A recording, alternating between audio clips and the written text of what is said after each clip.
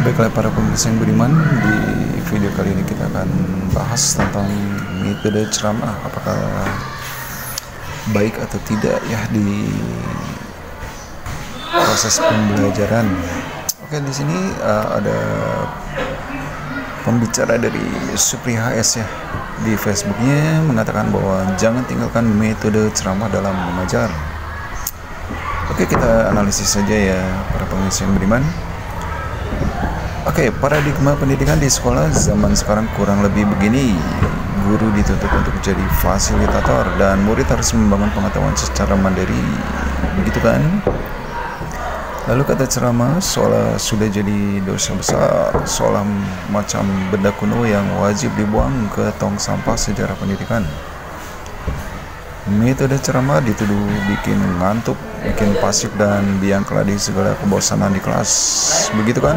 Tapi sebenarnya kalau kita jeli melihat dan jujur-jujuran dari hati, sah-sah saja kalau guru mengajar dengan metode ceramah. Ini bukan upaya nostalgia ke masa lalu. Ini adalah ajakan untuk kembali membumi dan realistis melihat fakta lapangan di bumi pertiwi kita yang luas ini. Filosofi pendidikan modern memang keren. Siswa harusnya membangun pemahaman sendiri, constructivism istilah ilmiahnya. Guru cukup menyajikan pancingan, alat dan suasana, siswa yang harus menangguk ikannya. Ide ini tentu sangat ideal, apalagi untuk siswa yang sudah punya modal akademik, daya nalar kritis, dan motivasi belajar yang tinggi. Mereka ini ibarat mobil sport yang tinggal diisi bensin, lalu tancap gas. Masalahnya, Indonesia ini bukan cuma berisi murid-murid jenius yang sudah siap merakit ilmu sendiri. Kita harus akui kemampuan akademik siswa di Indonesia itu sangat beragam. Dan maaf, seringkali di bawah standar yang diharapkan. Ada siswa yang dengan sedikit fasilitas sudah bisa terbang, ada yang butuh didorong perlahan, dan ada juga yang harus digandeng erat sambil dibacakan mantra sejelas-jelasnya. Dan disinilah kita butuh metode ceramah.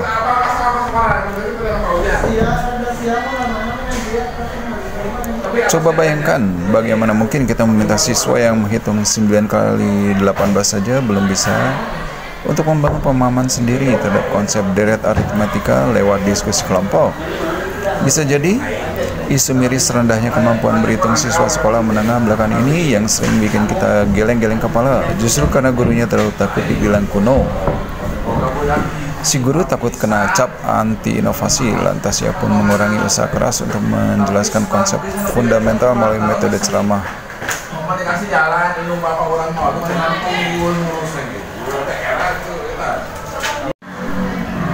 Ia sibuk mempraktekkan proyek keren yang ada di buku hasil download di ruang GTK, tapi lupa memberi fondasi konsep kepada siswa. Yang mana penjelasan konsep itu hanya bisa dipadatkan dan ditransfer secara efisien melalui ceramah yang solid. Ceramah jika dilakukan dengan benar bukanlah kejahatan pedagogis. Ia adalah seni memberikan informasi yang padat, terstruktur dan mencegah miskonsepsi. Tolonglah dipahami bahwa ceramah adalah cara paling efisien untuk menyampaikan konsep abstrak yang rawan salah tafsir dan butuh penjelasan garis lurus yang kuat dari guru, dan memberi peta jalan sebelum siswa disuruh menjelajah hutan materi. Intinya, metode apapun termasuk ceramah hanyalah alat, dan alat terbaik adalah alat yang sesuai dengan kondisi objek yang akan diolah, sesuai dengan karakteristik siswa. Seorang guru sejati harus tahu kondisinya. Para murid saya ini butuh disuapi dulu atau sudah bisa makan sendiri. Pernahkah teman-teman bertanya seperti itu sebelum mulai mengajar sebuah topik pembelajaran? Namun, perlu dicatat, sah-sah saja bukan berarti bebas enaknya loh.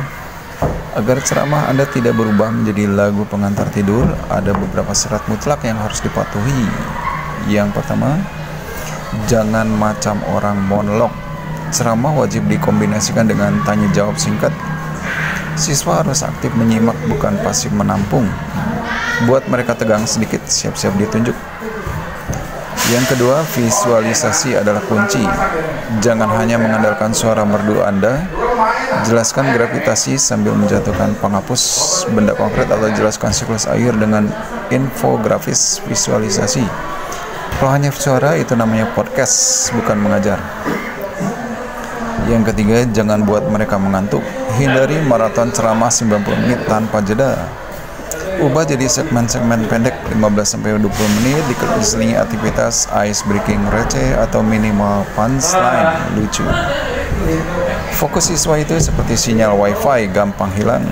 Jadi, wahai para guru inovatif, silakan berkreasi dengan metode-metode canggih Anda, tapi jangan pernah merasa bersalah jika suatu saat Anda harus kembali ke bangku tua, mengambil mic khotbah dan memberi ceramah yang jernih dan kuat. Sebab di lapangan pendidikan kita yang beragam ini, kadang-kadang yang kita butuhkan bukanlah siswa yang menjadi pembangun yang canggih, melainkan pendengar yang paham berkat penjelasan yang tuntas dari gurunya, dan itu sah-sah saja. Oke, semangat fokus mengajar. Presiden Guru Jelata. Oke, para pemirsa yang beriman, demikian penuturan dari salah seorang FB ya. Oke, memang suatu saat kita ada kalanya yang harus memakai metode ceramah, ada kalanya juga bervariasi, tapi memang ada baiknya untuk bervariasi ya di dalam mengajar, jangan monoton. Oke, para pemirsa yang beriman, sampai di sini dulu video dari kami. Sampai jumpa.